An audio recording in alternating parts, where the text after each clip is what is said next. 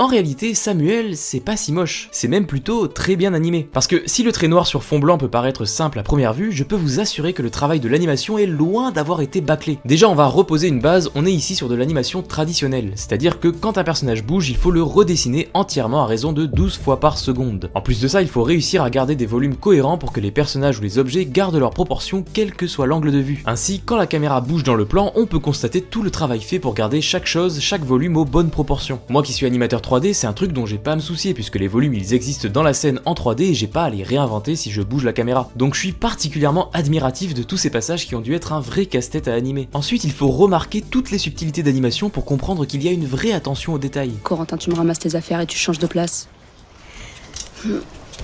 Et je me mets où? Par exemple ici, quand Corentin doit changer de place, il met sa veste sur sa tête pour garder les mains libres. Une petite animation qui passe inaperçue mais qui fait tout le réalisme de la scène. Et la série regorge de détails comme ça. Sans parler d'animation, je me suis rendu compte qu'au premier épisode, avant que le cœur se dessine autour de Samuel et Julie, la caméra s'avance vers Bérénice. Un personnage qui n'est alors même pas encore introduit et qui prendra une importance toute particulière dans la série. On retrouve aussi plein d'idées graphiques intéressantes. Je pense notamment à la scène en apnée avec son compteur de secondes, ou la façon dont est représentée la nuit avec les lampadaires qui viennent remettre du blanc sur un fond noir.